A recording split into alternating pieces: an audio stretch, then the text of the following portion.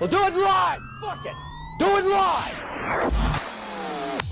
Welcome to the Mouthpiece, episode 46, year 2. Today we're going to talk about what's been going on with the World Series of Poker Online, all my cashes, all my deep runs, what's going on in the world. It's kind of crazy. And we're going to have a special guest, Mr. Matt Berkey. And we're going to talk about his streams and what's going on with him and his life. So stay tuned, buckle up, the Mouthpiece is next.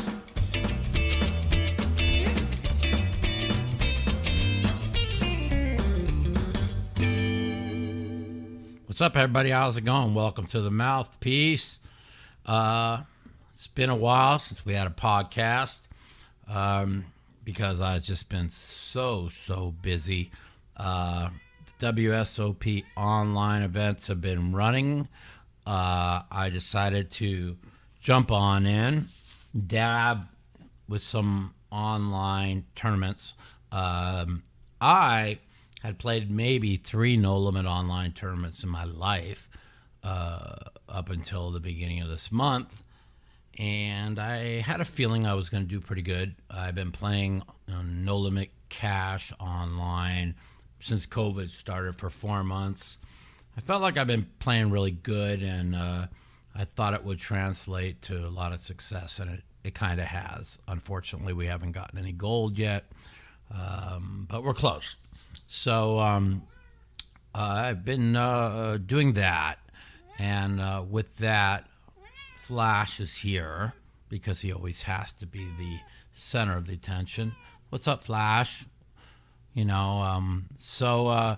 Anyways, yes, there he is. He has to get in front of the camera. That's what he does. The good thing about it is, Flash, stop it.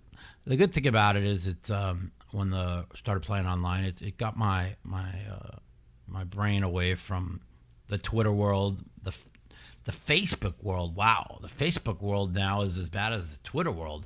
I hadn't been much on Facebook in years, and I started getting on there promoting my streams and my home game, and I realized that it's just all political also. So trying to stay away from that and try to stay away from politics.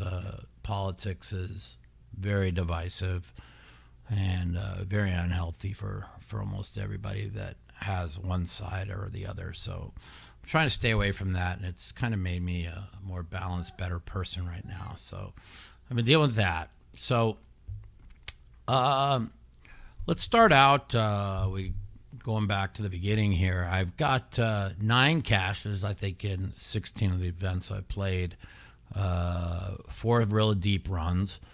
I literally gave the PLO and the PLO 8 away. I mean, for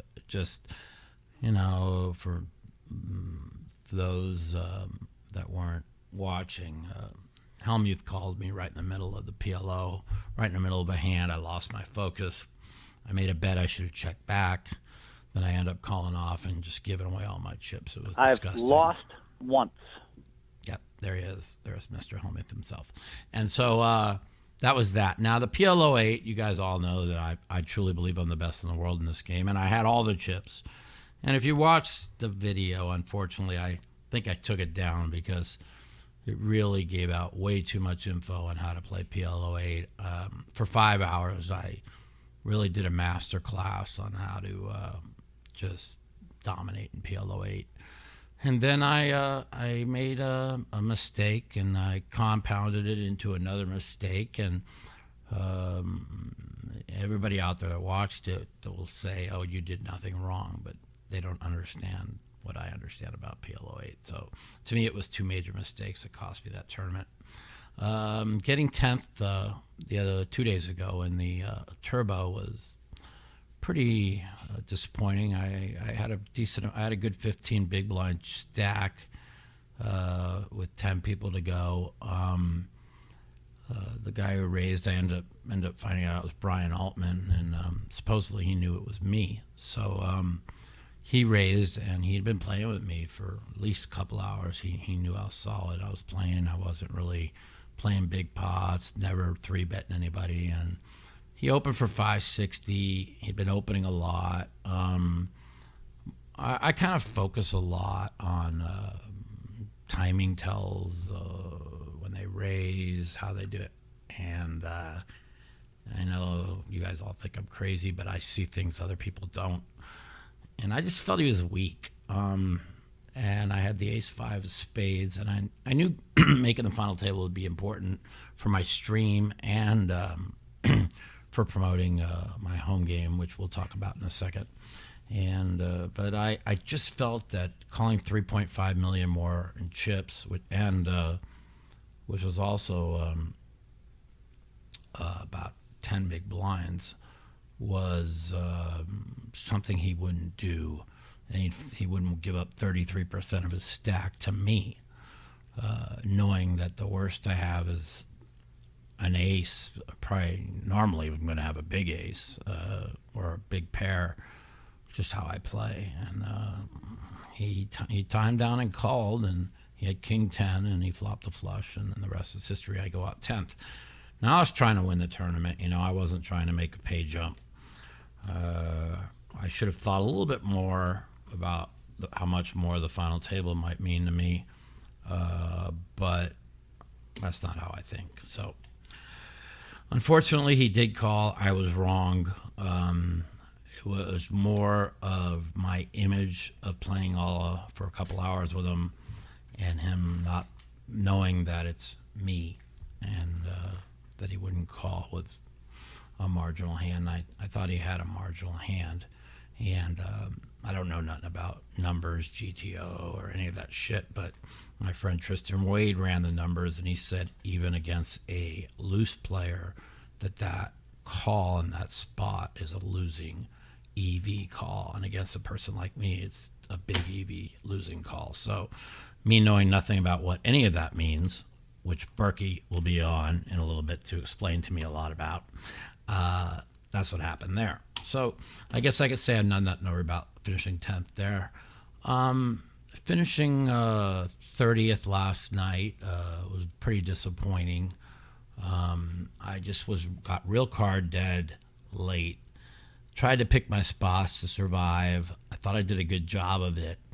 And kind of unfortunate situation came up. I had 2 deuces with 8 big blinds. It's a pair. You got to pretty much go with the pair, try and get it through. If you get called, you're in a flip situation. And I timed out. It's really weird because I used half my time bank, didn't even know it, because I was waiting for my friend Ryan Feldman, who was also deep in the tournament, and who got disconnected in his big blind. And so I used half my time bank there. And so when the deuces came up, I ended up timing out.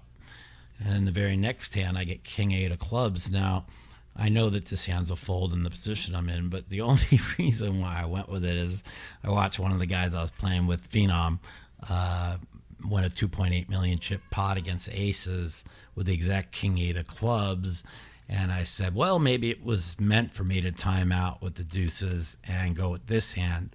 And so when I saw the exact king 8 of clubs, suit and all, I said, okay, maybe I believe in meant to be's a lot of times. So I shoved it, and Eric got through all the way to the big blind, who snap calls, and he has aces, and then it flops 2 clubs. I'm like, wow, wouldn't that be amazing? Same king 8 of clubs, bust 2 aces and make a flush, but it didn't happen. It's a shame he didn't have queens or jacks, because I hit a king on the end. But that's how that went, and it was unfortunate. So that's what's going on with that. And for all you guys out there that haven't been listening or watching, I did start, and I'm promoting my own home game, play poker with Mike the Mouth. We have 1 $2 and 2 $4, no limit to Hold'em, and pot limit Omaha. So for everybody out there listening to the Mouthpiece today, if you have not signed up to play in my home game, and we've got a lot of great games, you probably won't find better 1-2, 2-4 action anywhere in the world. And if if you haven't joined up, you could email mouthpoker@yahoo.com, and in the email put mouth podcast 46, and you'll get $250 in chips for $200 in my private home game. So that's what's going on with me. The world has gone pretty crazy, as I figured it would. It's now been 2 months of craziness. I don't want to talk much politics because politics are divisive, but I am a little bit worried about the country right now. I mean, I kind of suspected this. You lock people down for 3 months. You let them out with no job, no food, and the riots start everywhere, and it's not a pretty sight. So being in an election year and everything is magnified, and it's just something that sucks. So for everybody listening out there, pray for the country, pray for the world, pray for everybody that this virus will pass. You guys have heard my thought process on the virus. Yes, when I tell you the virus is a hoax, no, the virus is not a hoax. The virus is real. People die from it. It's just not real deadly. And all you got to do is look at the numbers over a 6-month period of time. Take away the 43% of the people who died in nursing home and assisted living facilities. I mean, you're talking about like 8,000 people a month, which is still a lot. One is more than anybody, but it's become political, and it's pretty disgusting that something that is not very deadly is the media has everybody in fear of going out, in fear of sending kids to school, when I think 14 total people in the entire world have died from coronavirus, which is less than about 50 different diseases that have killed kids. Yet they refuse to open schools, and it's all about politics, and it's pretty sad to watch. So hopefully we'll get through this all together, and 2021 will be a better year. But for me, 2020 has been a great year. Poker for me has been really good. I had a long winning streak that came to an end about 6 weeks ago. I've been holding my own, just not winning any money anymore. Games are a little bit tougher. And I've been concentrating on these tournaments. They've been a lot of fun. I love streaming them.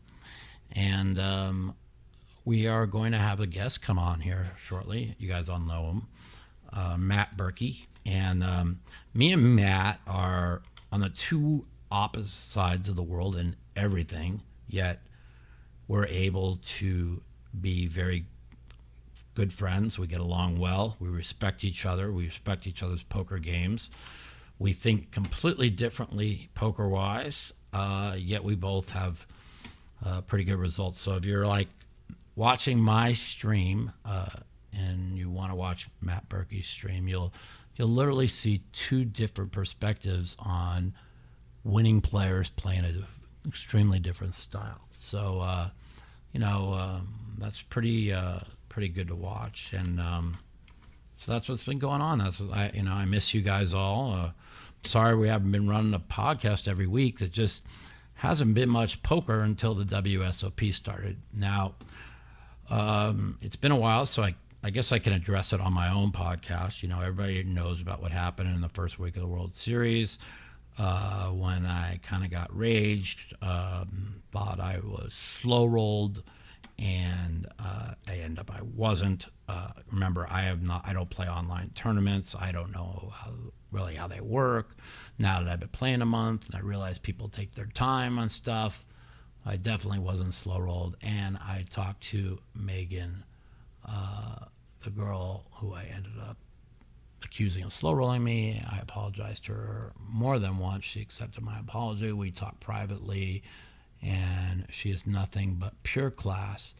I see she made a WSOP final table. I'm very happy for her. And my actions were completely out of line. And once again, that's in the past, and we've all pretty much put it behind them. But kind of like the funny thing is, and I don't like to bang or rip on people, but when I did have that kind of a meltdown, and it happened because I wasn't used to online. I woke up, I didn't know it was a freeze out. I acted like an idiot, played like an idiot. And it was funny. It was all over the poker news. Mike Matusow meltdown, or Mike Matusow compares something to something politically, and Mike's got mentally deranged. No, I'm not. Now, people a lot of people on my stream are like, "Oh, Daniel's talking shit about you, telling how crazy and sick you are," and then all I do is say nice things about him. He's my friend. I don't let politics get involved with my friendship. I got the heebie-jeebies. Yep. And so, and I wonder if it's going to be on the front page of Poker News of all of his crazy meltdowns the last 2 days. I doubt it, because there's two different rules for different people. But I actually think Daniel's meltdown's funny, because in the world we live in, I think when natural emotions come out and you get pissed off and you say how you feel, I think it shows you're human. And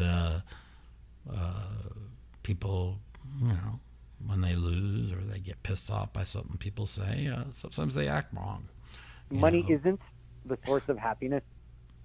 There you go. It's not.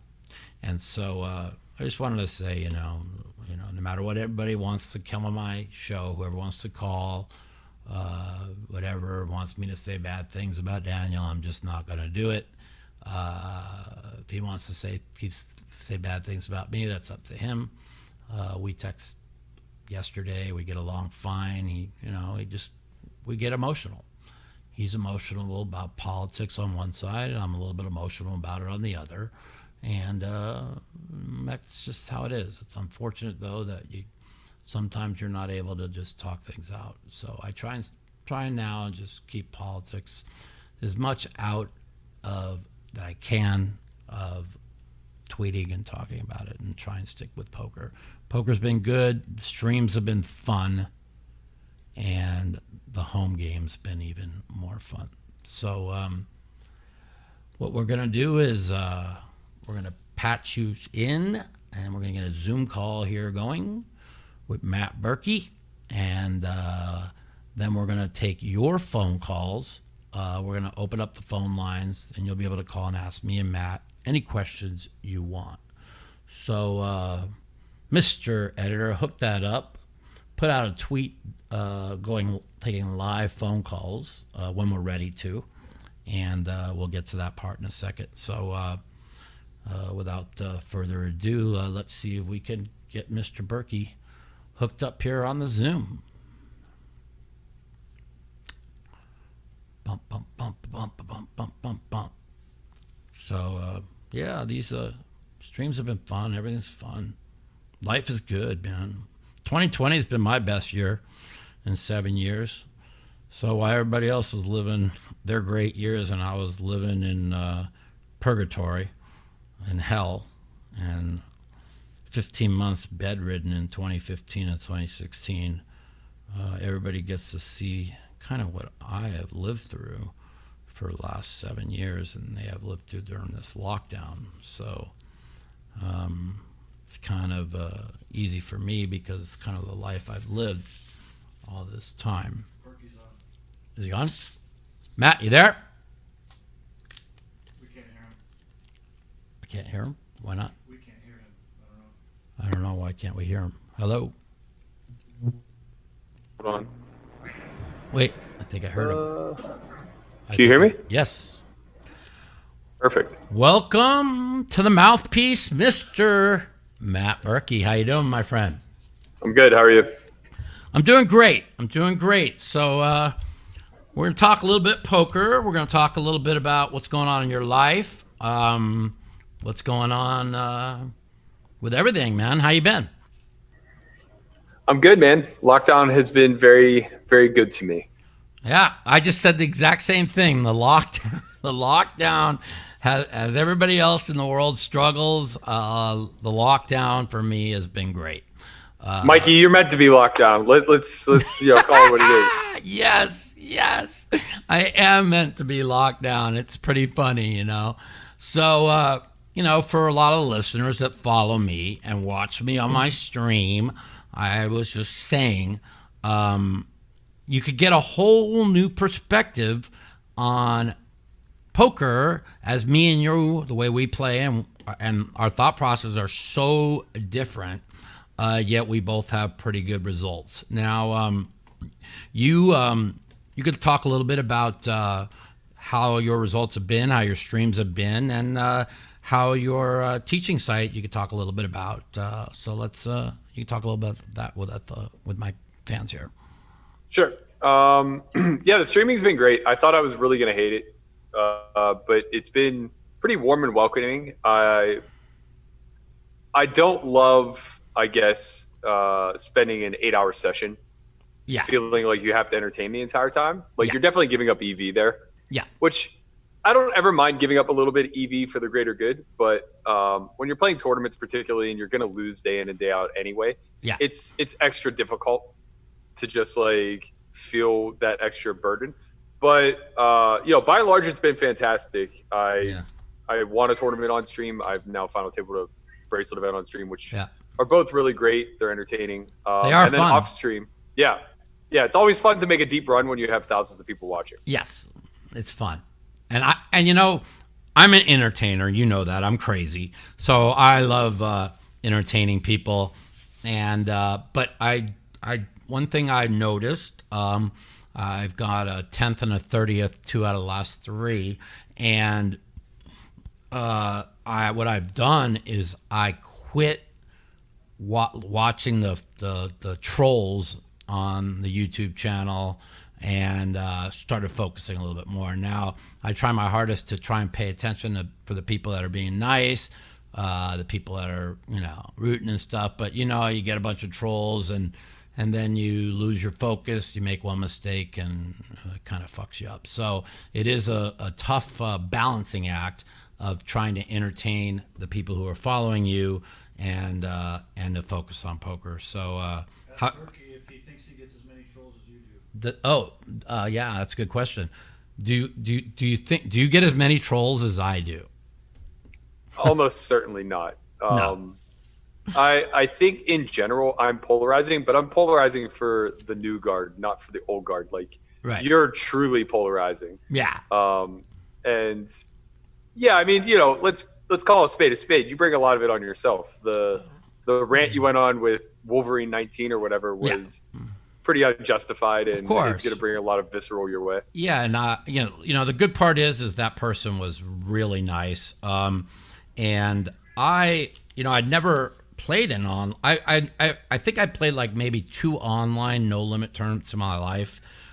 Even during the full tilt days, I only played the tournaments that they had me host, which was usually an Omaha 8 or some kind of mixed game event. And I just never really played much online no limit. So at the beginning of the month when that happened, first of all, I didn't know it was a freeze out. I just woke up late.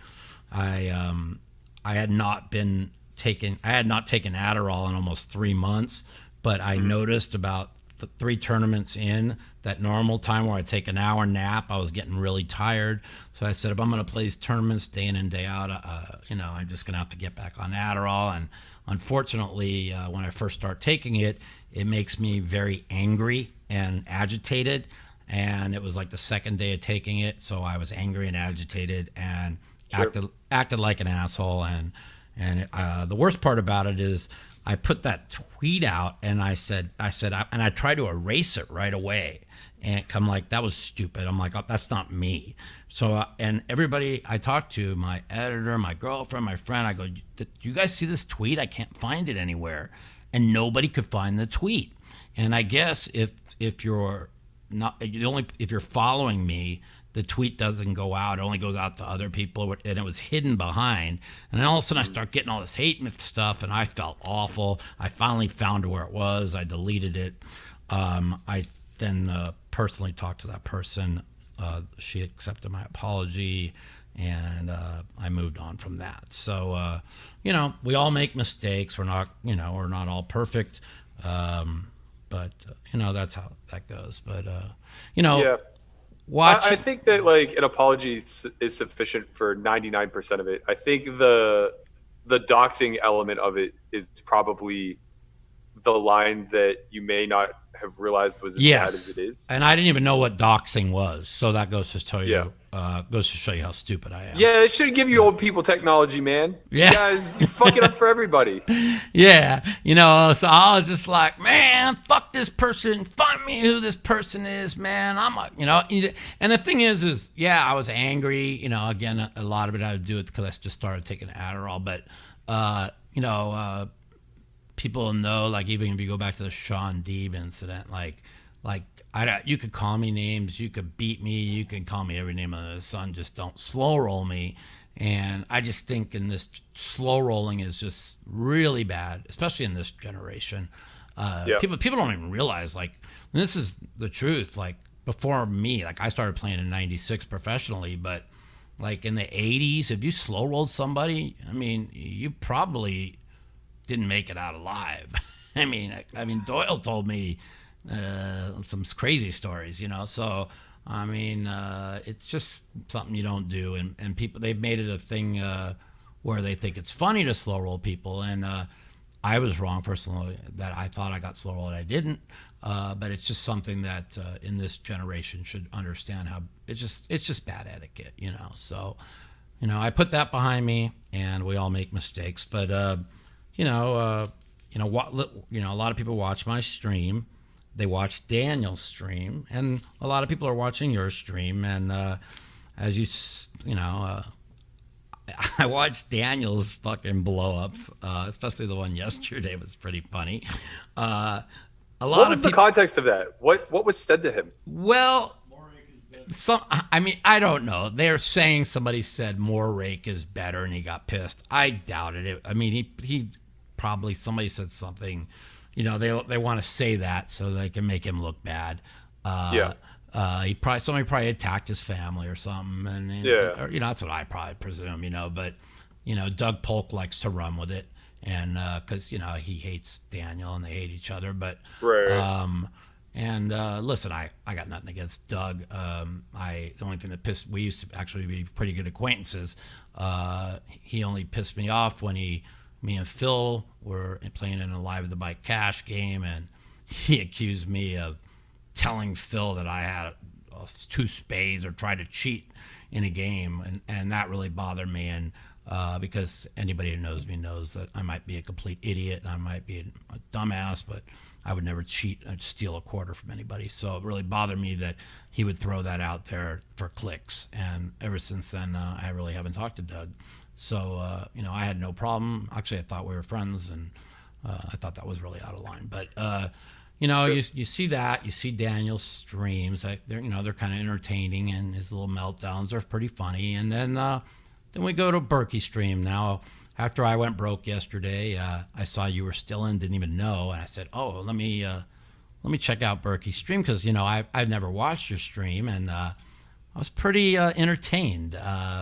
And your thought process on a lot of things were pretty different than mine, and I think it's a good thing for people to watch somebody old school like me, somebody old school like Daniel, who's learned a lot of the new stuff, and I've also been working with Tristan Wade on a lot of the new stuff and learning a lot about the online stuff. So.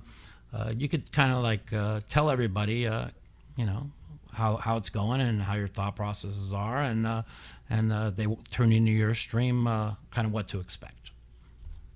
Yeah, I mean, I guess it's a little bit different from what I've seen of yours and Daniel's, right. In the sense that I don't know if I've just gotten a little quicker at adjusting or juggling the chat with the play, or if I just have far less chatters in my space. But I'm able to keep up pretty well, so that leaves a lot of downtime, and you're playing. So it's just kind of my nature to be analytical, to dissect spots, and just speak my strategy out loud. We have our flagship product on Software TV is Poker Out Loud, where we all wear noise canceling headphones and we play a session and we go through each and every decision process out loud for the audience to hear. And I think that that's a really great way to learn, because it kind of demonstrates that poker isn't really played in a vacuum the way that we study it. The whole concept behind game theory and game theory optimal play is what would be the most optimal decision if we were able to create a stable environment where the variables were known, right?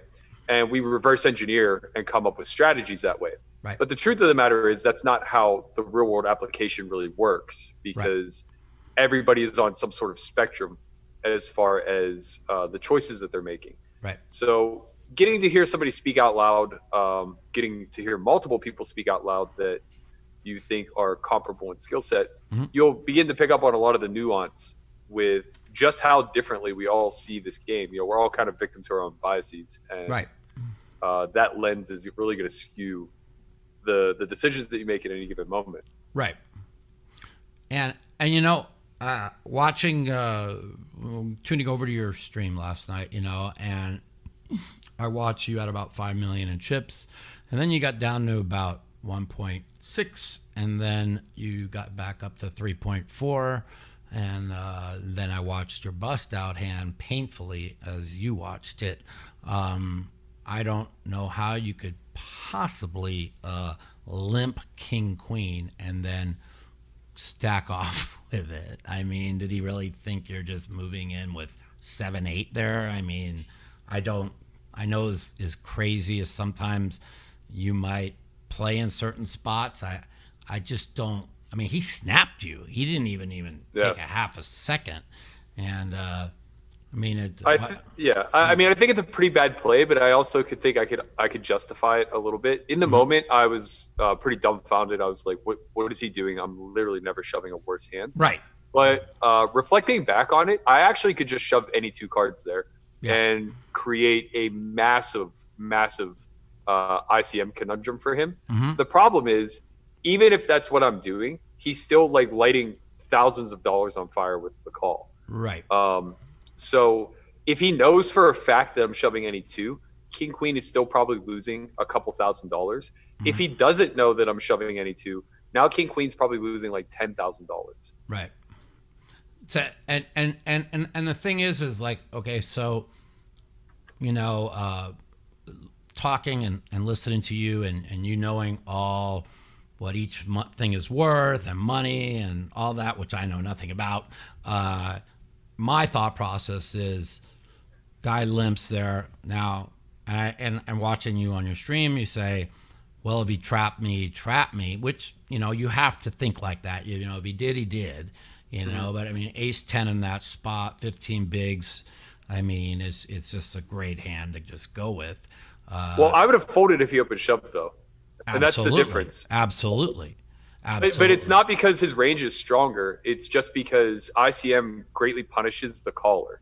Oh, exactly. So, now there's where we do have something in common. I try to always be the shover and never the caller deep in these tournaments. There's a lot of spots that I probably give up and miss, and that Tristan's been working me with, and we talked about, and I'm sure I told you I would do that little thing that you do with the way you teach, because I really think it's a good idea. I'd be more than happy to help you out there. But it's things like that where I don't actually know, but I do know that when I stuff it on somebody, king 10's never good. Like the 2 days ago when I ended up, I didn't even know it was Brian Altman, but I guess he knew it was me. But when he min raised it, and he'd min raised it a lot, but I just felt he was weak, and I'd never 3-bet one time. He'd been playing me for 2 hours, especially where I was like fifth at chips, to come over the top for 3.5 million more chips, which was around 10 big blinds, or 9 big blinds. But 9 big blinds, as you know, in a turbo, I think chip leader had 18. So it was 33% of his stack. And what I think about, and where I think we're very different in poker, is I don't want to take those little bit plus EV spots and give up my chip position, because my chip position allows me to open more pots, take more blinds and antes late in a tournament where the chip leader has maybe 40 big blinds, averages 20, and now you have 30 big blinds. You really want to call, and all of a sudden you have 15 big blinds, and now you can barely open pots again. So that's kind of like my process when I'm playing tournament poker, and compared to like the new guys and how a lot about how you think. But listening to you right now, you just said the same thing, that you want to be the shover, you don't want to be the caller. So I do agree with you on that. That's we have something in common there, when it comes to poker. You definitely gain a lot by being the aggressor. I think the idea of passing on plus chip EV spots is totally fine in tournaments, because you don't get the cash that ships out. Correct. But passing on plus dollar EV spots is just losing poker. It's very poor.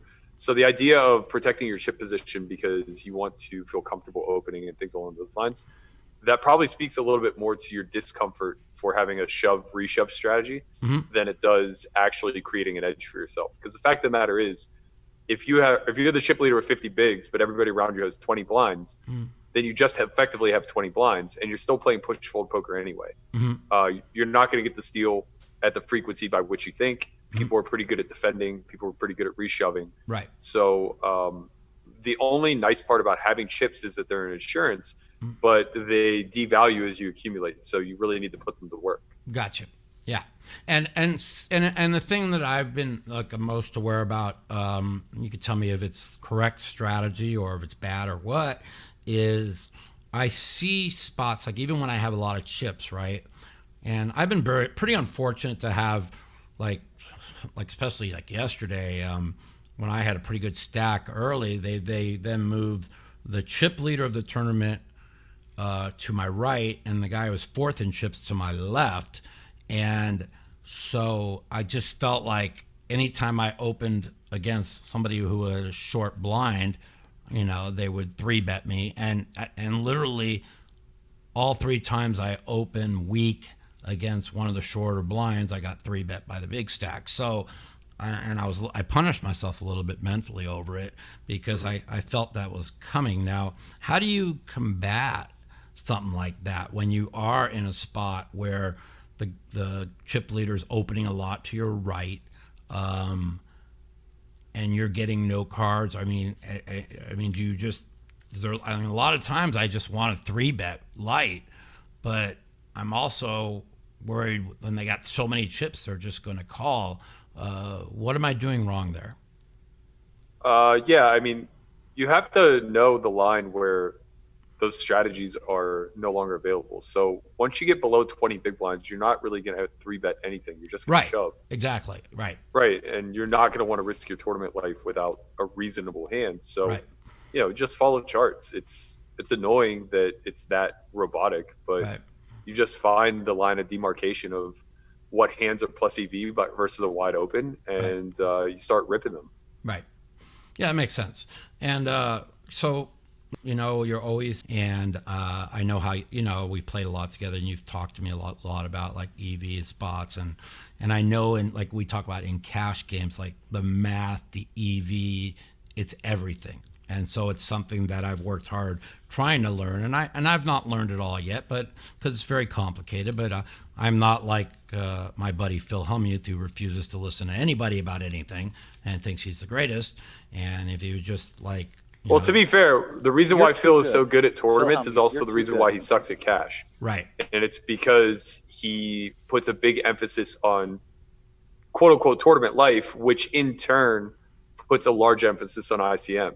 Right. So even if he doesn't understand the concept of dollar EV as it equates to MTTs, the nature of his risk aversion kind of, I guess, takes that into consideration. Right. But when you play that same way in cash, you just get absolutely destroyed because you're passing up on real chip EV spots, which are worth dollars in your pocket. My ROI is the best ROI in history. I'll say that. So I've lost once. Yeah, he's funny. So me and Phil, I'm not gonna say he's put together a great little private cash game during COVID. I've done well, but watching him play cash when he has to play more than 50 big blinds is not. I don't care what his short-term results are, or whatever. I see the mistakes he's making, and now, we've always been friends, but during COVID we become, really close, where we talk every day, and he don't even let me bring up. I'm like, well, maybe I should help him. He wants to go down as the greatest poker player of all time. Now, in the poker world, in the public opinion, people don't know him. They think, oh, Phil Hellmuth's the greatest. But in our world, we know a lot of the mistakes he makes, and I want to see him, succeed, and I want to see him do well. But like me and Daniel have both talked too, he's very hard to. You can't when you get an ego that big. It's just it's tough to try and talk to somebody like that. Like I'm more than willing to sit down with you, Tristan, anybody, and listen to what you guys have to say and do anything I can to make my game better, especially against all the young guns. A lot of it's tough to play against the young kids that are that could play multiple tables for hours and hours. And I'm older, and it's not as easy. Yeah, I mean, at the end of the day, like Phil is just a U.S. Treasury bond. He's very low risk, very low reward. And he's talented enough that he remains profitable. So if he's happy with that, that's fine. Right. Because I'm good at no limit hold'em. Right. You don't have to make all the money. I think for the rest of us, and also, he is backed by a lot of passive income that the rest of us don't have the opportunity for. Yeah. So it's very different. You're probably never going to get him out of that mindset, and that's going to be just fine for him. Right. But it's unique to him.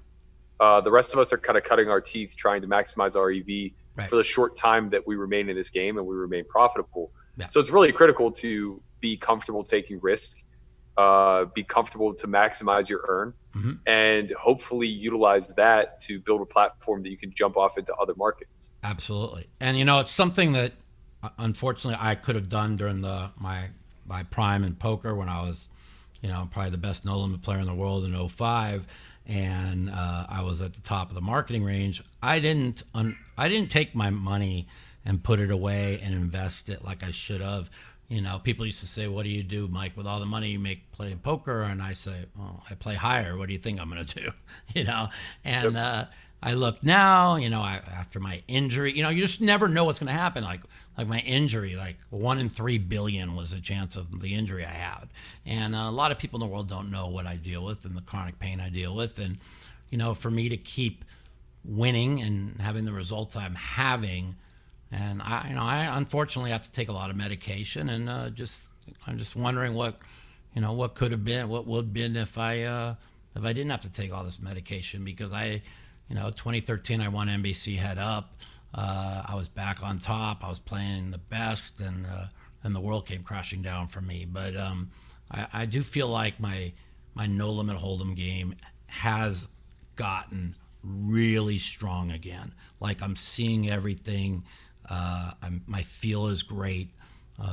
But working on like what Tristan's been teaching me and what you teach is something that I really want to put a lot of time into, because, I enjoy poker. It's there was a time in 2008 where I was done. I was burned out. I've been playing 16-hour days, 7 days a week for 12 years. I was burned out, and And now I've got that fire kind of lit, and it's good. You're also at the pinnacle then, and it was money hand over fist from Full Tilt and other things. It was easier to see another path. Now, yes. I mean, yeah, it's it is what it is. Like in some regards, you're fighting for your livelihood, and this game will torture you if you're not stable. So I have a lot of empathy for your situation. I think that it's difficult when you fall in love with a game and a passion that kind of kicks you and beats you to your knees. Especially if like you're not necessarily super strong at being able to just let that roll off your back, or if you're not financially comfortable to allow that to happen. It's great that you're winning now. Hopefully you're able to like parlay that into some more stability. Yeah. And, a lot of, I don't like to tell my personal stories, there's a lot of people, but I've been through a lot, and, and I for 3.5 years after my surgery and stuff, I played the victim, I blamed everybody, and woe is me, and why won't anybody help me? And as soon as I quit playing the victim and I started playing the victor, and I said to myself, nobody's going to be there for you. You're going to have to work your ass off to get back on top yourself. Life changed for me, and I think it made me a much better person.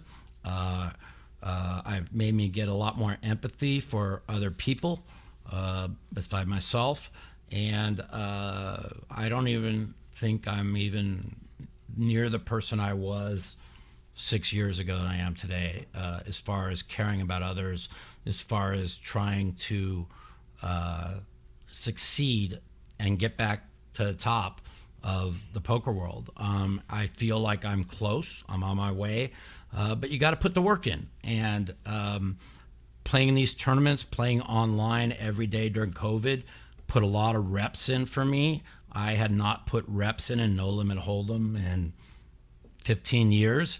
And I really believe that in my heart that I'm really close to the level of the top, let's just say 5 to 10% of the best players in No Limit Hold'em. I just need to work a few more things. You're not, though. That's the thing. And neither am I. Right. None of us are. Like, you have to really reframe your concept of what the elite look like, because you may be close to where you were in 2010, right, something like that, which was good enough for being in the top 5%. Right. But the fact of the matter is now the elite look like the solver, right, and that's not even to say that makes them the best of the world, or that there even is a list of top to bottom the best. It's just more so to say that it's a competition. It's a competition of us versus the engines now. Yeah. Far more than it is me versus you, or some name versus some name. There are guys in this game who are beyond brilliant, right, and can dissect the math in a comparable way to an algorithmic computer, or a computer program rather. And and like without even being able to scratch the surface of that, like you're not even in the conversation. Yeah. And so I that's the thing, is because of all the meds and stuff I have to take, and it really, unfortunately, I have to take gabapentin, 600 milligrams a day for nerve pain, which really, really hurts my memory. I mean, it's like, it's a disaster with my memory. Like, I can have a conversation, me and you can have a conversation for an hour, and then the next day I probably can't remember if maybe two parts of what we talked about, and that kind of sucks, and it's sad, and I have to work my way through it. With that said, if I was able to, like you say, learn like all the math, and like these guys are brilliant with, my ability to read hands and to see situations and to feel weakness is God-given talent that was given to me. I thank God every day that I got something. A lot of people in this world don't get anything. But a lot of my good friends always say, There's one thing you're good at, Mike, is poker. Stick to poker. You don't know shit about anything else. And it's okay when they say that. And most of the times they are right. You know, I'm not the smartest guy in the world, you know, but I'm lucky. But you should take that same logic to poker. Yeah. You know, if like you're not going to know the math at that deep of a level, like that's Right. just something that you have to be interested in from day one. You have to have an aptitude for Right. it. And that's okay, right? Yeah. Like it's all about reframing expectations. I don't think you need to even convince yourself that you're on a path to being the best. Mm-hmm. You just need to convince yourself that you're on a path to getting better Right. progressively and that you are still profitable. Right. At the end of the day, like who is the best is just subjective. Yeah. But It's something who's making money is all that matters. Yeah. And I even say that to other people too. It's like back in the day, it was like I always played the biggest game. I always didn't care who I played. I'd play everybody head up 3. And the thing I learned now, and again, this is from everything I've been through, whether it's from going broke, going through my injuries or whatever, is poker is about playing against people that you are better than. And if you always play in games where you are better than your opponent, you are always going to win. What is poker about? It's about making money. And so I've learned during the last, like probably, I'd say 4 years more than anything, is I did something like about a month ago that I would never do. Is like I was playing in a big game, and the game went to shit. And I dropped down and I was playing 2-4-8 no limit, where I grinded out and like 3,500 win that night or whatever it was. And that's something I didn't do before. Again, a lot of it had to do with all the money I made in my life from poker early, the success, you know, the money I had coming in from endorsements with Full Tilt, with everything. So I didn't look at it that way. Now I look at it as, you know, I just want to put myself in a position where I feel like I'm either the best player at the table or one of the top 2, and everybody else is worse than me. And so I don't jump in the biggest games anymore. and I've got people that want to stake me in the biggest games. You know, I just honestly I kind of like my life now. You know, before it was like we go back to 2005. My goal was to have 100 million. You know, I blew that like 3 times. Then my goal was to have 10 million. I blew that goal like 3 times. Now I owe very little money. Matter of fact, I owe like 2 people, and I'm almost out of debt completely. And being out of debt and having a couple million and living comfortably is my reasonable goal now, and that's where I'm on the path to doing. So, you know, yeah, I think that's great. I think that our jobs as professionals is to get addicted to winning, not getting addicted to the accolades. My personal philosophy is just, I never want a pat on the back or to be admired for what I've done in poker. Mm-hmm. I want to enjoy those accolades because of the humanitarian that I am, or the type of person that I'm perceived to be. Right. And I think that that's a far better or far healthier path to pursue, especially if you're a competitive mindset, because it's the only way that you can check your ego and not chase glory when all that literally matters at the end of the day is longevity. Right. And the only way to get to the end of this whole thing is to stay in action. Yeah. So you have to win. Yeah. Yeah. You know, like it's a good point. You know, like me and Billy Baxter are pretty good friends. He used to always tell me, you know, every time I'd go broke, he used to say to me, and he helped me out many times, a lot of people. And he used to say, Mike, let me tell you something. The only thing in life you can never do is put yourself in position and go broke, because if you're out of action, you can't make money. So you gotta, you know, I used to bet sports, and I had a really bad tilt factor in sports, and everybody knows I lost 6.8 million betting sports or whatever. And I haven't bet sports in like 3 years now, but I know I never will again. But you know, that was a tough habit to break. But he used to always say that same thing, Mike. And then one thing that I learned is, like, even when I had a lot of money, you know, is like, there's really not much difference between $1 million and $5 million, but there's a big difference between $1 million and broke. Yeah. And it's not fun. I've come on my show, on the podcast, many times where, I talk about going back a year ago. For almost 2 years, I didn't have a quarter. My family was paying my bills, and I had $100 a month to eat off of, and I had to live off of fast food and couldn't eat sushi, couldn't do anything, and I kind of learned what a value of a dollar was. And once I got back on my feet, it's like it really, like I said, it made me a better person, and for that I'm grateful. So. Anyways, we're going to take some phone calls. We got some callers. We're going to light up the phone calls. We're going to take some live calls. Anybody calls in and asks us questions, we will for the next 10 or 15 minutes, and then we'll wrap it up, and we'll go to work on our stream, and we'll talk about both of our streams. So let's go to the phone call segments. The Mouthpiece. If you'd like to take part in our phone call segment, you can give us a call at 702-329-0480. And if you're a snowflake or a pussy and you don't want to talk to me, you can email me at mouthpiecepodcast@gmail.com. Also, follow me at the Mouth Matiso on Twitter for times that our call-in segment will be live.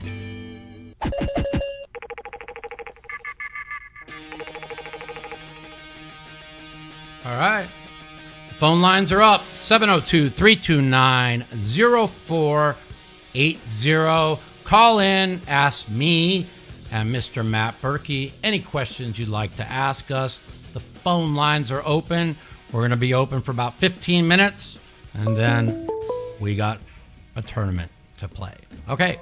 Welcome to the Mouthpiece. This is Mike and Matt. What can I do? How's it going? Hi. How you doing, Mikey? Good, man. Who's Hey, this? Matt, how are you? I'm great. How are you?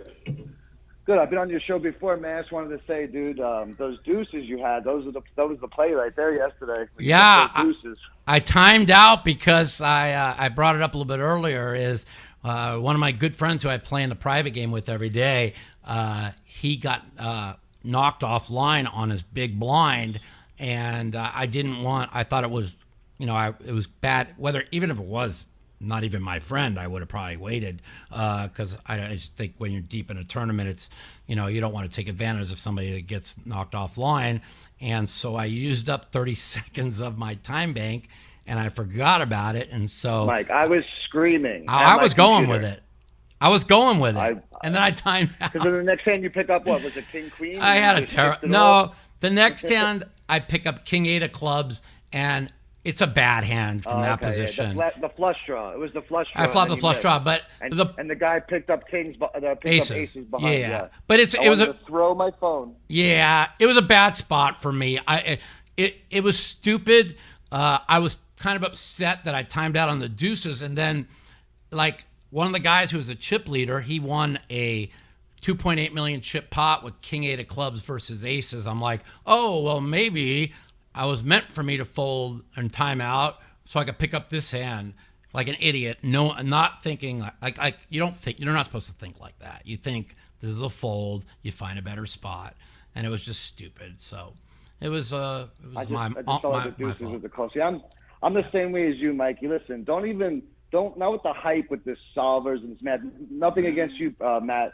I think you're a great poker player, bro. But at the end of the day, poker's poker. Like tonight, I have a home game I'm playing in. Yeah. It's 48 people, $100 buy-in. Yep. And this is what we're doing now because of COVID. We have to resort to this, and like I can't even go to the casino here in AZ where I'm from, where I live now. It's because they want plexiglass, face masks, heat scanners. Get the fuck out of here. Yeah, I'm not leaving. I got no house time either. for this. Yeah. And I can't play the WSOP because I have to drive over to Nevada. Yeah. I mean, what's the deal? What's going on with this, man? Yeah, well, I'm debating about going to Mexico to play in the GG WSOP events. I think because, unfortunately, I know there's a lot of people that play on VPNs and play from the U.S., but, I mean, if you're any type of big name player or any type of name player in the poker world, you'll get your bracelet taken away. Yeah, your money, it's not worth it. So, it's speaking of bracelets, that's around. something you need to do, Mike. I'm rooting for you, bro. I'm a big time fan of you. Like I said, I've talked to you before. I think you're doing good things with the podcast. Thank you. You got any questions for me or Matt? Yeah, I got a lot of callers coming in. Yeah, no, for sure. No, that's all I wanted to do. It's one of the deuces, man. And keep doing what you're doing, Mike. I really appreciate it. Thank you, man. I appreciate you. Day, man. No you problem. got it. Take care. Thank you. All right, bye-bye. All right, bye. All right. We got a bunch of other calls. So, yeah, I knew I was supposed to go with the deuces. I just timed out. I overthought it. It's kind of like, I think you timed out of a hand late last night. Yeah, ace nine. That's right. Ace jack. Ace jack. Yeah. I remember. So it's the other downside to streaming. I timed out twice yesterday. I timed out with ace queen suited too, where I was pre-shoving. But just chalk it up to variance and hope that you would have got snapped off by something better. All righty. Well, welcome to the Mouthpiece. You're live with me and Mr. Matt Berkey. How are you? Hey, Mike. Hey, Matt. How are you guys? We're doing great. Good. Hey, so I had a question for you guys. So I've been watching both of your streams a lot during the WSOP online, and you mentioned earlier that you guys play very differently. Mm-hmm. Now, what I was wondering is it okay to take sort of a Bruce Lee approach, right, where he took for his martial arts, he didn't just learn from one person or one style. He took a combined approach and used the best. Would it be okay if I took some of your style and some of Mr. Berkey's style and kind of combined them? Because I went and played some cash yesterday, and I tried to, take a note from your books. It worked out well. It was just one session. But do you think that is something that can work? I'll answer first, and then Matt will give you his answer. Me personally, I think everybody has to have their own game and their own style. It's great to learn and put in different things from other people's style to their game. But overall, if you try and replicate somebody, it's just probably not going to work. I think it's best that you try and use your own style and put things in. What's your thought process on that, Matt? Yeah, I think that there's a big misnomer with the language of poker. Style isn't really a thing. Style really just speaks to risk aversion or risk-taking ability. At the end of the day, we're all just trying to employ some level of our understanding of the math. Mm-hmm. So I agree with Mike. I think when you try to mimic people in the short run, you'll be successful because you're basically employing tactics that you've seen good players employ, and it works. But if you don't know why it works, you're going to start to employ those same tactics in spots where it's actually losing money. Makes sense. So I think at the end of the day, it's just like any other, martial arts are an art. This is a lot more like a science. At the end of the day, you really have to understand the fundamental principles. Yeah, that makes sense. And Matt has a really good teaching site called Solve for Why. So I don't know if you've ever watched any of it. I think it's a real good way to learn poker. So I kind of recommend it. So. Well, all right. Thanks, you guys. You're very Good welcome. luck. Thanks for calling in the Mouthpiece, and tell all your friends to listen to the show. Thank you so much. I appreciate it. Will do. Have a good one. Good. Thank you. Yeah. So, I think that's a good answer. It's tough to play like other people. When I do see people winning over and over, I try and see maybe what I'm missing.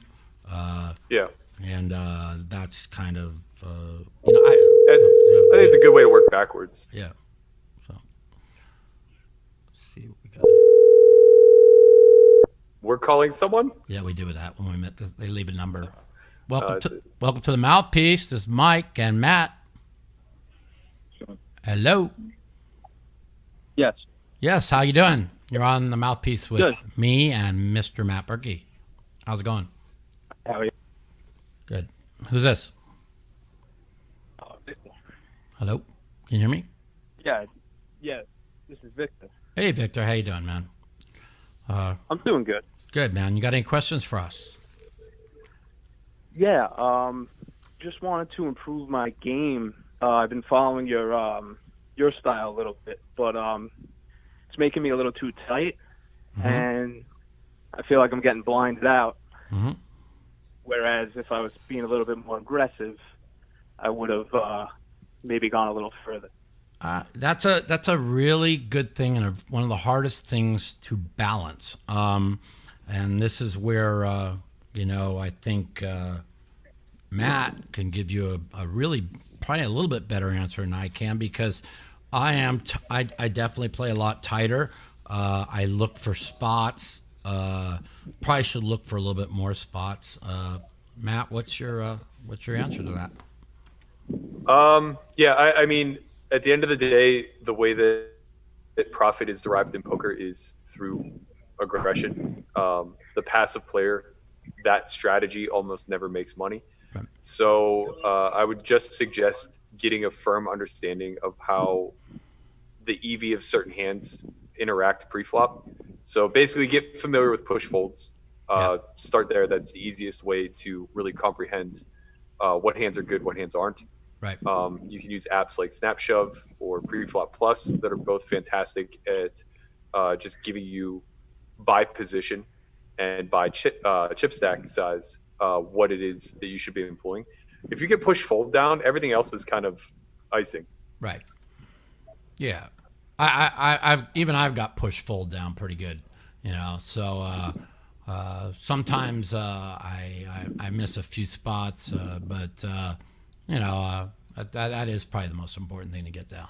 So I think those two things he just talked about. What was that called again, Matt? The what? Preflop Plus and SnapShove are both really good apps to demonstrate push fold charts. Yeah. So I think you should check those out, and that'll probably help you out with in the future when you start blinding yourself off a little bit. So. Okay, all right, but I just feel it's ultimately made me a worse player. Maybe I shouldn't watch anymore. But I mean, it's funny. It depends, It's like I've still been deep in each tournament, and I've had plenty of chips. I think most of my the reason why I've got knocked out have been my own mistakes, where I move with a hand that I shouldn't have, or I call with a hand. I've just made my own mistakes. So you gotta you gotta have your own game and try and get better at it and best you can. So anyways, we got send my best to Flash and Flash and Gizmo, and the other guy. You got it. Yeah, thanks for calling, man. Appreciate it. Take care. All right. Later. Bye. Yeah, it's funny. I thought we'd get a lot of different calls because our style's so different. So I was really interested to hear some of the calls we get. We got another call back. Yeah. Okay, we got a few more, and then we'll wrap it up and get ourselves ready for streaming tonight.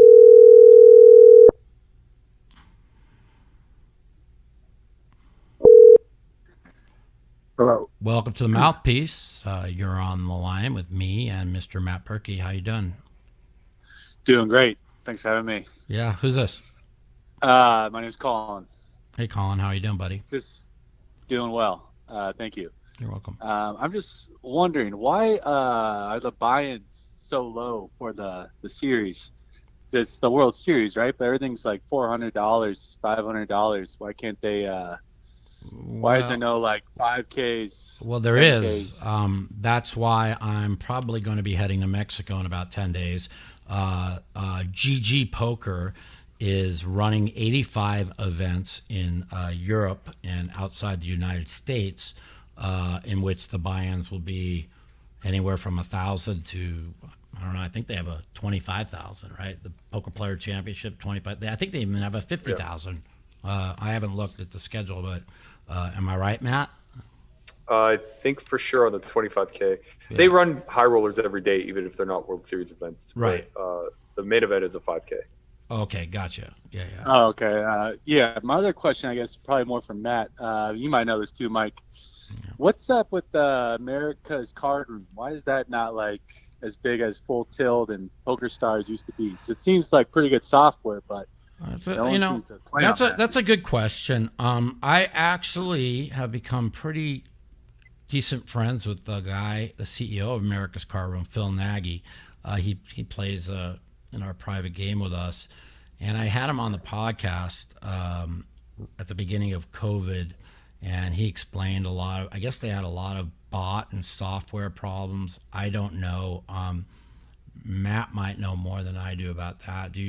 Do you know anything about that? I just think the rest of the world players have better options in Stars, Party, GG, etc. So really, the only upside to ACR is that it has American clientele. Right. So sense. yeah, it's never going to be on the level of Full Tilt or Stars as long as those other big competitors are in the market. But it's doing well for itself because it's pandering to America. Right. Yeah. I mean, he's doing well. Cool. You know? So. I didn't know. I know they had like I said, they had some bot problems and some software problems, and he did say on the podcast he was on, I think about 3 podcasts ago, that they have worked out most of the kinks. So, I don't know much about it. I know they're running some Venom tournament that looks like it has a big prize pool. I might buy in it and play it. 7 million guaranteed. Okay, and when Cool. I guess there was like a day one yesterday. I think I came across. Yeah, there's 4 day ones. Okay. Cool. It'll be something I'll do. So how come did Full Tilt not have bots back in the day or something? Well, they had a lot. Full Tilt Poker Stars, they had a team of security a really big team of security that spent a lot of money on making sure they would get as many as they could off. Of course, back in then, even though it's only 10 years ago, technology's so much more sophisticated now, and they're a lot tougher to detect. So, Got it. Probably that. So, anyways. Cool. All right, Thank man. you. I appreciate the call, man. Thanks for listening to the Mouthpiece. All right. Thanks. All right, we'll take, let's see, one more call. They keep rolling in. There's a lot more calls. Well, we have, Matt's got 5 more minutes. He wants to start at 4:30, so we'll take 2 more phone calls.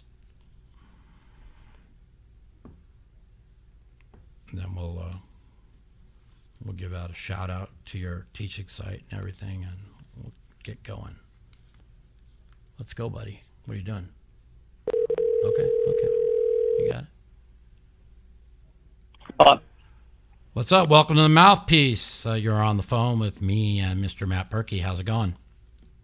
Hey, it's going pretty good. So I've been watching both of your streams every day, for the last several weeks, and I like how both of you guys play. It's completely different, but I feel like you both know what you're doing in a certain area. And if you guys could combine what you do with Berkey's aggression and your ability to get away from spots and not play ace lag, I think together you would be the perfect poker player. If you can just each use some of your skills. You know how many times I could say that about 2 or 3 different players. If we put this person or this person together, how incredible they'd be. We definitely he definitely has a lot of things in his game that I would love to put into mine. And again, my God-given ability to feel situations a little bit is something.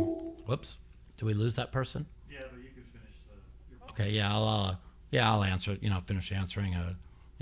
What do you could answer too on that, Berkey, if you want. I mean, I don't know. I think that the onlooker often just always wants the positive result. Mm-hmm. So they start to pull from a bunch of different sources where it's like, oh, well, if you were this person, you wouldn't have lost chips in this situation or whatever. But it just doesn't work, because what happens is you have ideologies that conflict. And if I'm able to get away from one spot, then I'm probably not going to be able to be aggressive in a similar spot. Right.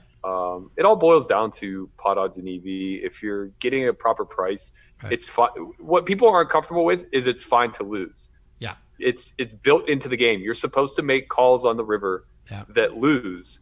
And people aren't comfortable with that. They are just convinced that the other person always has it. And, it's not all right to pay off a better hand. And, watching the rest of your stream last night, I heard you say something that kind of stuck in my mind a little bit, which was too many people, you said this, and it really struck a chord with me. You said, too many people are afraid to get all in and afraid to go broke when they're late in a tournament. And you're right. There's a lot of times where there's spots I should go with, but I'm like, oh, but maybe I'll find a better spot. And if I get called, I'll go broke. And I played all these hours and I don't want to go broke in this spot. And then you said that last night and it touched me in a chord. And I said, you know what? He's right, man. You can't be afraid to go all in and go broke. And one of the hand that stuck with me was when Sam was raising every pot like he probably should have been raised under the gun, and you said, well, he's raising every pot, fuck it, I'm just going to jam on here with the ace-7 of diamonds. Well, every time I've jammed, and you did, and he snap folded, every time I've jammed in that spot, they've snap called me and showed me ace-king, and so I've become a little bit gun shy, and this is kind of what we're talking about, like being afraid to go broke, or afraid to put the money in spots, because of being afraid of being called. And it's not that I'm afraid to go broke, especially in a poker tournament. It's a lot of times I try and I think I overanalyze it and look for a better spot. But it's the sunken cost fallacy, right? You feel like you've sunk in 6 or 7 hours into this event, and anything less than a win is now not satisfactory. Yeah. So you start to pass on situations that could actually help get you that win. Yeah, and I think you fear the worst. I think you're right. I think it's because I think I've been real unlucky. It seems like every time I've had the 10 bigs and I've shipped the ace jack, the guy behind me's picked up ace king or kings like in 5 like 4 of my 5 deep run bust outs, and it's really hurt me. It's like I know that with 13 bigs on the button, and you have ace-9 suited or ace-7 suited, you're supposed to just rip it, But I'm starting to think, and this is the question I have for you, is it okay to min raise fold to a shove? Because when you have 13 bigs and you're min raising the button, doesn't that look so much stronger also than a shove? Sure, but you're forgetting about the whole fact that you're laying the big blind 4-1, and he's just going to call with any 2, and now you have a shit hand. Gotcha.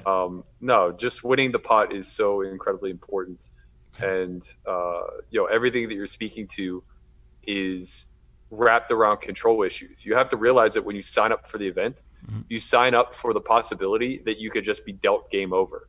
Right. So when you have 10 big blinds and you have ace jack, if you run into a better hand, that's just you being dealt game over. There's nothing you can do about it. Yeah.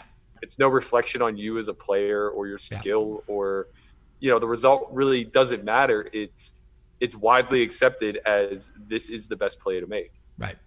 Now, like talking about that too. So like in the turbo, when I did go broke, when I did come over the top of, it ended up being Brian Altman with the ace-5 of spades.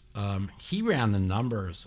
Tristan, I guess he has all the stuff like you do with the Sullivan, and it said like against a weaker, even against a weaker player, like a looser player, the king 10 call was the negative EV. And at first he thought it was a fine call, and then knowing it was against me, it's a definite losing EV, and that he definitely shouldn't have called. And that made me but that's Altman. He's a risk taker. Yeah. That's why he wins. He's not worried about laddering up. He's going for broke. Right.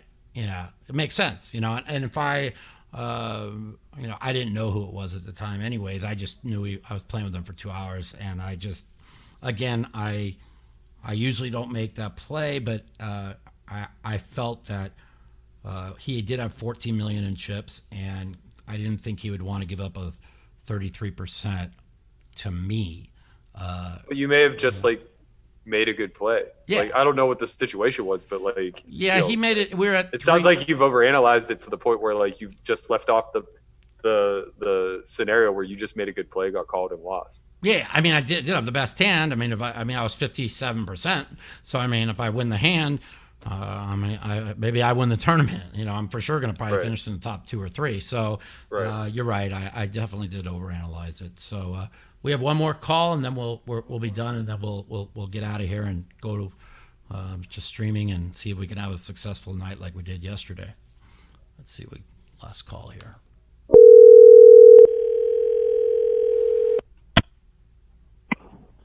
Hello. Hey, welcome to the Mouthpiece. You're on the phone with me and Mr. Matt Berkey. How you doing today? Hey, doing good, man. Good, man. Who's this?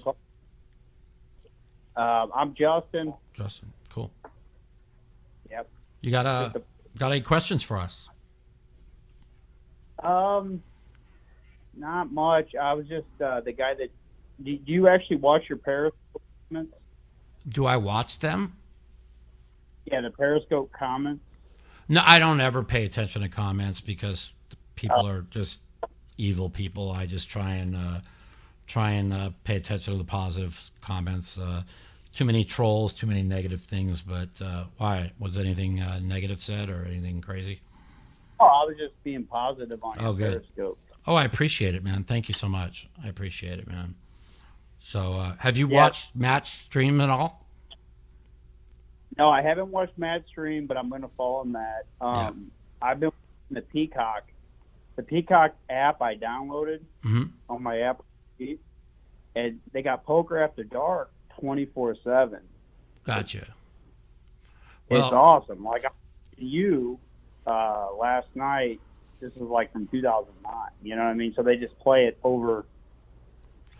Stuff in the Poker After Dark, I didn't do that well in. If you watch reruns of my high stakes poker, you're always going to find me winning because I think I was the second biggest winner on high stakes poker. So those are always fun results. So, but yeah, you should definitely check out Matt's stream. What's your stream called, Matt? That he could watch? The channel is YouTube/Solve4Y. There you go. YouTube/solve for Y. So if you're not watching my stream, check out Matt's stream. We have a different kind of playing style, but it's where we have a lot of fun and we're fun to watch. So anyways. No, I could tell. Yep. I could tell you a different playing style for sure. Yeah. I'm more your playing style than his because I used to play back in the day. You know what I mean? Yeah, of course. Well, you got to adapt, and I'm trying to adapt and get better. And you're in this game, especially when you get older like me, if you don't work hard to adapt, you will end up being a loser. And I want to keep winning, and winning is fun. So everybody likes winning. So, well, Yeah. I appreciate the call, and tell all your friends listen to the Mouthpiece. Thank you so much. Thanks, Mike. You're welcome. See you, brother. All right. So we're going to conclude this here, Matt. I want you to tell all viewers a little bit about your teaching site and what you got going on with yourself. Yeah, we're kind of in hibernation mode right now during COVID. So previously we were putting out one piece of content every day. We've kind of scaled back to once a week, and we have just simplified things a lot. But with that, we've given a big price reduction, so we're only $9.99 a month now instead of $125 a month. Okay, cool. Which is hopefully nice for everybody. The entire back catalog is available, over 500 videos. It's something like 300 or 400 hours of video footage in that neighborhood. I'm streaming every day throughout the World Series. I'm not sure what my plans are going to be thereafter, if I'm going to go play GG or not. Yeah. Right now, the cash games are just too good for me to leave, but we'll see. Yeah. I saw you book a couple of big wins on the WSOP, the quarter 50 games. I think you won like 37,000 about a week ago. Yeah. And then I just played a 12-hour heads-up session the night before yesterday. How'd that it actually carried me into the morning. I ended up winning 38,000 in that as well. Sweet. So, that's good to hear, man. Good to hear. So, we're going to let Matt go. And anybody who, and I know a lot of people here on my channel that like to watch me stream and stream these events. If, unfortunately, I get knocked out or you have two devices and you want to watch me and Matt, his stream is really good content, and you'll look at poker in a different perspective. So we appreciate you coming on the show, Matt. Thank you so much, and I wish you the best in the future, and hopefully me and you could make a final table together, and we'll maybe have 20,000 or 30 on the streams. Have a lot of fun. Let's do it. Let's do it, my friend. I wish you all the best. Thank you so much for joining the Mouthpiece, and that's about it, man. Anything else we need, Mr. Editor? All right, buddy. Good luck tonight, and I'll see you at the tables, my friend. Thanks for having me, man. You got it, buddy. Take care. See ya. All righty. That was great having Matt on the show. He is a world-class, nice person. We have a lot of different views of everything in life, but we get along very well. We respect each other. I think Matt is truly one of the classiest people in poker. He wears his heart on his sleeve, kind of like me. Not quite as emotional, which is, probably better, but he's very passionate about poker. He thinks about poker all the time. I really like that in a person, and I try and get better and get better myself. With that, for all of you out there listening to the show, I do have my own private home game in which I play $1 $2 and $2 $4 no limit hold'em with my fans. I Zoom with them 2 hours a day, every day. Now, since I started streaming the WSOP, I haven't been Zooming because all my people playing in my home game would rather sweat me, and they want me to win because I told them everybody who plays in my home game is going to get anywhere between $500 and $1,000 in their account if I win. So they're always pulling for me, and if I can get in the top 3, they'll probably get something also. So if you haven't joined or signed up on my home game, you can email mouthpoker@yahoo.com. That's mouthpoker@yahoo.com.